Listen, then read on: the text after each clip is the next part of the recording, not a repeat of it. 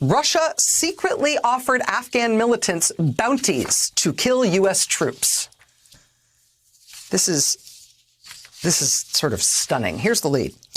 American intelligence officials have concluded that a Russian military intelligence unit secretly offered bounties to Taliban-linked militants for killing coalition forces in Afghanistan, including targeting American troops, amid the peace talks to end the long-running war there, according to officials briefed on the matter.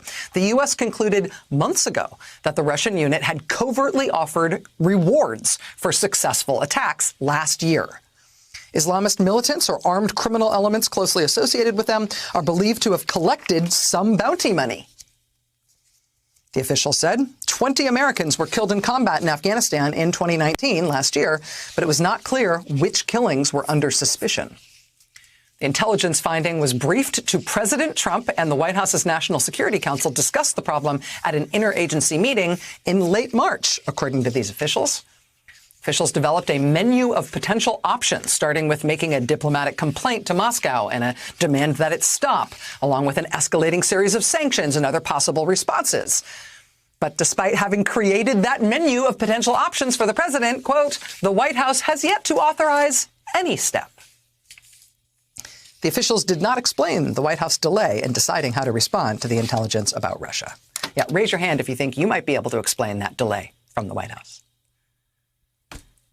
I mean, this is jaw-dropping. This is like kind of sickening news, right? Even for those of us whose jaws are already sprained from having dropped so far and so frequently this summer. I mean, if this Times report is correct, this means that U.S. intelligence has concluded that Vladimir Putin is offering bounties for the scalps of American soldiers in Afghanistan. Not only offering money to people who kill Americans, but some of the bounties that Putin has offered have been collected, meaning the Russians at least believe that their offering cash to kill Americans has actually worked to get some Americans killed. The Russians at least believe, if these bounties have been paid out, that the people to whom they have offered this money have successfully gone out and killed American soldiers because of it, and the Russians have therefore paid for that service.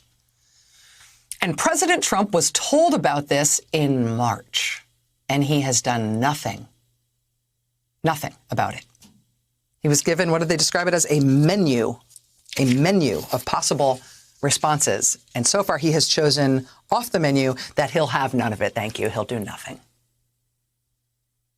I mean, there are 20 American families grieving right now, because their American soldier, their dad or mom or son or daughter or brother or sister, was killed in combat in Afghanistan in the past year. Imagine you're a member of one of those families, and you have just found out that Russia may have paid for the death of your loved one, cash money paid as a reward for killing an American soldier. Imagine that American soldier was a member of your family. And now you know, from this reporting in the New York Times, which has since been confirmed by the Wall Street Journal, that not only does the president know that Russia was paying for American soldiers' deaths, paying rewards for Americans dead. The president knows it. He's been told. And what he's done with that information since he was briefed on it in March is, well, what has he done to Russia since then? Well, there was that unexpected and apparently friendly conversation he had with Vladimir Putin on June 1st. We learned about that from the Kremlin. According to the Kremlin, what they discussed on that call was how much Russia would please like to be allowed back into the G7. President Trump then got off that call with Vladimir Putin and immediately started publicly calling for Russia to be allowed back into the G7. Remember why they were kicked out in the first place? They were kicked out for invading a neighboring country and taking part of it for themselves. The rest of the countries in what was then the G8 decided that a country like that, Russia, could not be part of this elite club of countries that work together on big economic issues. Not if Russia was going to behave like that. Right? That's why they're kicked out of the G8. That's why it became the G7. And of course Russia wants back into the G8. Of course they do. There's a reason why they were kicked out, though, right? But think about this timeline, right? President Trump gets briefed in March that Russia is paying bounty money for dead American soldiers right now.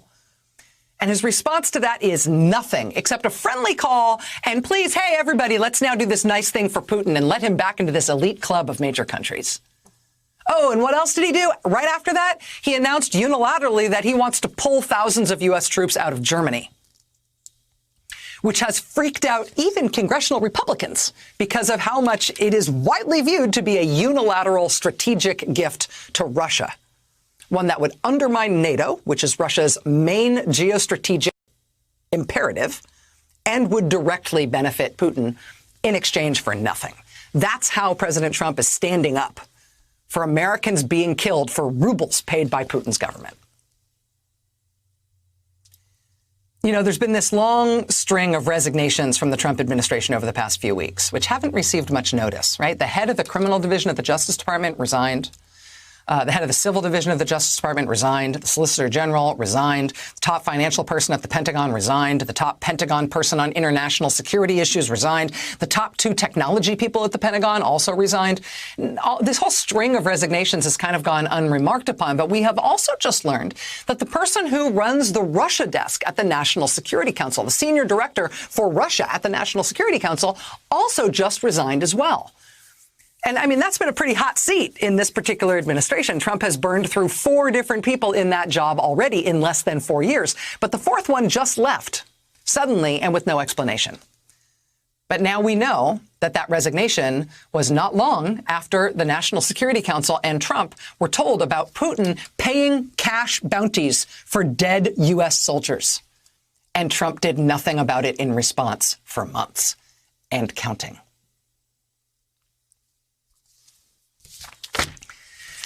Oh, but you know, he has been busy, continually and creatively botching the response to a completely out of control viral pandemic that's closing in on 125,000 American deaths in 16 weeks here at home. That is now, every day breaking records for the number of new infections reported each day. That's got to keep you busy.